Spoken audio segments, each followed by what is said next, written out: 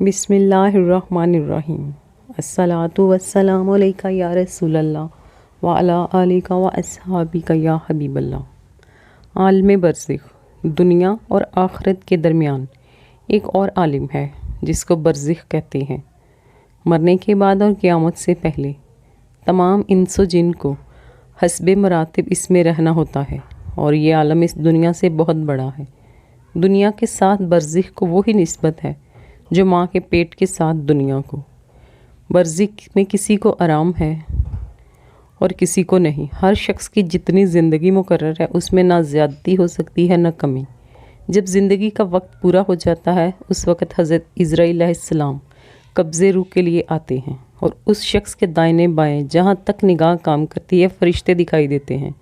مسلمان کے پاس رحمت کے فرشتے ہوتے ہیں اور کافر کے دائیں بائیں عذاب کے۔ اس وقت ہر شخص پر اسلام کی حقانیت آفتاب سے زیادہ روشن ہو جاتی ہے، مگر اس وقت کا ایمان معتبر نہیں، اس لیے کہ حکم ایمان بالغیب کا ہے اور اب غائب نہ رہا، بلکہ یہ چیزیں مشاہدہ ہو گئیں۔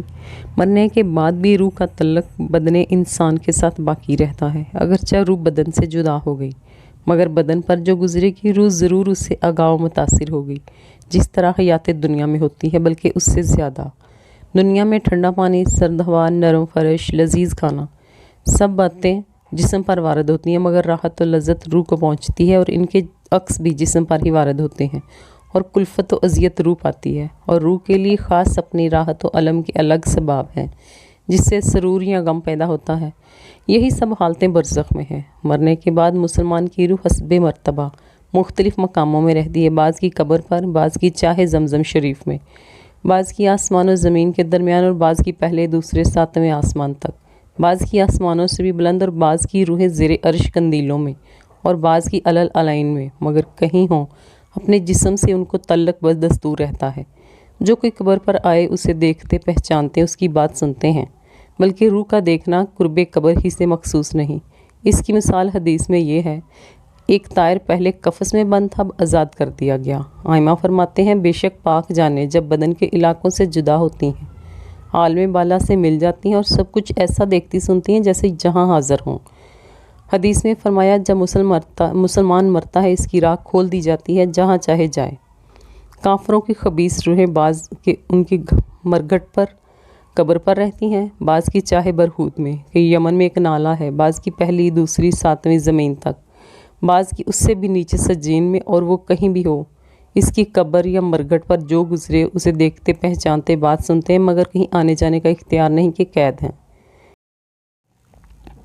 یہ خیال کہ وہ روح کسی دوسرے بدن میں چلی جاتی ہے، خواہ وہ آدمی کا بدن ہو یا کسی اور جانور کا، جس کو تناسخ اور آواگون کہتے ہیں، محض باطل ہے، اور اس کا ماننا کفر ہے۔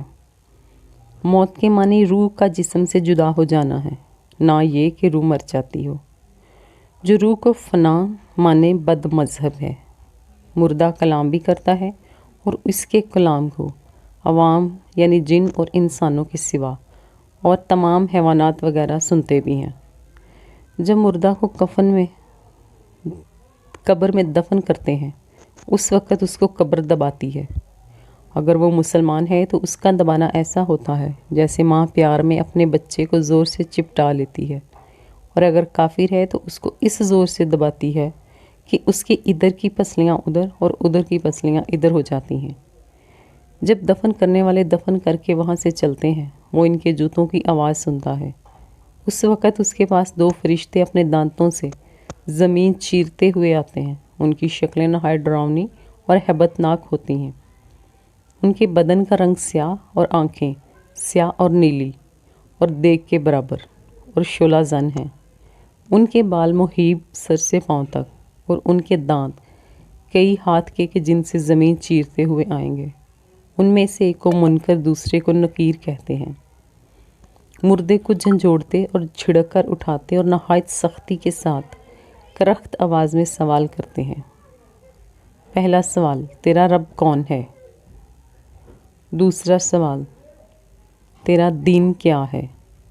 اور تیسرا سوال حضور پاک صلی اللہ علیہ وآلہ وسلم کے بارے میں کہ ان کے بارے میں تو کیا کہتا تھا؟ مردہ مسلمان ہے تو پہلے سوال کا جواب دے گا میرا رب اللہ عز و جل ہے، اور دوسرے کا جواب دے گا میرا دین اسلام ہے۔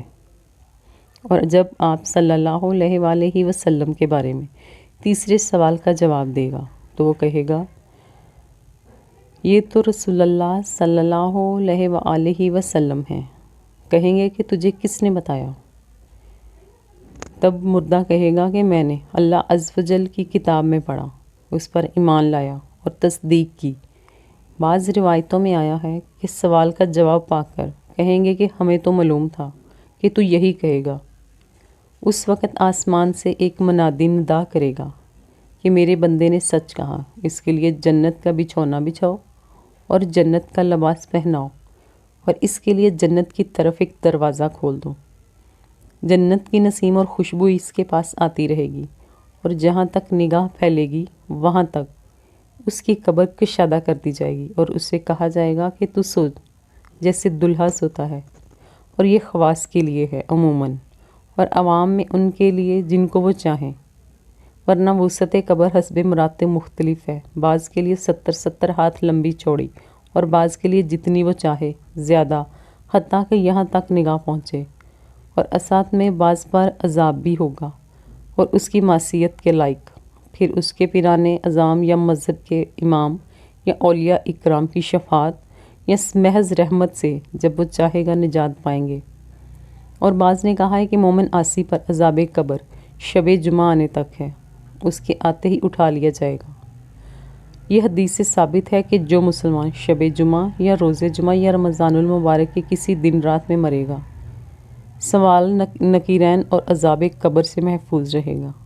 اور یہ جو ارشاد ہوا کہ اس کے لیے جنت کی کھڑکی کھول دیں گے، یہ یوں ہوگا کہ پہلے اس کے بائیں ہاتھ کی طرف جہنم کی کھڑکی کھولیں گے، جس کی لپٹ اور جلن اور گرم ہوا اور سخت بدبو آئے گی، مان بند کر دیں گے، اور اس کے بعد داہنی طرف سے جنت کی کھڑکی کھولیں گے، اور اسے کہا جائے گا کہ اگر تو ان سوالوں کے صحیح جواب نہ دیتا تو تیرے واسطے وہ تیار تھی، اور اب یہ ہے تاکہ وہ اپنے رب کی نعمت کی قدر جانے کہ کیسی بلائے عظیم سے بچا کر کیسی نعمت عظمیٰ عطا فرمائی، اور منافق کے لیے اس کے برعکس ہوگا، پہلے جنت کی کھڑکی کھولیں گے، اس کی خوشبو، ٹھنڈک، راحت، نعمت کی جھلک دیکھے گا، مان بند کر دیں گے، اور دوزخ کی کھڑکی کھول دیں گے تاکہ اس پر بلائے عظیم کے ساتھ حسرت عظیم بھی ہو کہ حضور اقدس صلی اللہ علیہ وآلہ وسلم کو نہ مان کر یا ان کی شان میں ادنا گستاخی کر کے کیسی نعمت کھوئی اور کیسی آفت پائی۔ اور اگر مردہ منافق ہے تو سب سوالوں کے جواب میں یہ کہے گا افسوس مجھے تو کچھ معلوم نہیں، میں لوگوں کو کہتے سنتا تھا، خود بھی کہتا تھا۔ اس وقت ایک پکارنے والا آسمان سے پکارے گا کہ یہ جھوٹا ہے، اس کے لیے آگ کا بچھونا بچھاؤ اور اس کو آگ کا لباس پہناؤ، اور جہنم کی طرف ایک دروازہ کھول دو، اس کی گرمی اور لپٹ اس کو پہنچے گی، اور اس پر عذاب دینے کے لیے 2 فرشتے مقرر ہوں گے جو اندھے اور بہرے ہوں گے، ان کے ساتھ لوہے کا گرز ہوگا، جو پہاڑ پر اگر مارا جائے تو وہ خاک ہو جائے، اس ہتھوڑے سے اس کو مارتے رہیں گے، نیز سانپ اور بچھو سے عذاب پہنچاتے رہیں گے، اپنے اعمال اس پر متشکل ہو کر کتا یا بھیڑیا یا اور کسی شکل کے بن کر اس کو عذاب پہنچائیں گے، اور نیکوں کے اعمال حسنہ مقبول و محبوب صورت پر متشکل ہو کر انس دیں گے۔ عذاب قبر حق ہے اور تعیم قبر حق ہے، اور دونوں جسم و روح دونوں پر، جیسا کہ پہلے بتایا گیا ہے، جسم اگرچہ گل جائے گا، جل جائے گا، خاک ہو جائے، مگر اس کے اجزائے اصلیہ قیامت تک باقی رہیں گے۔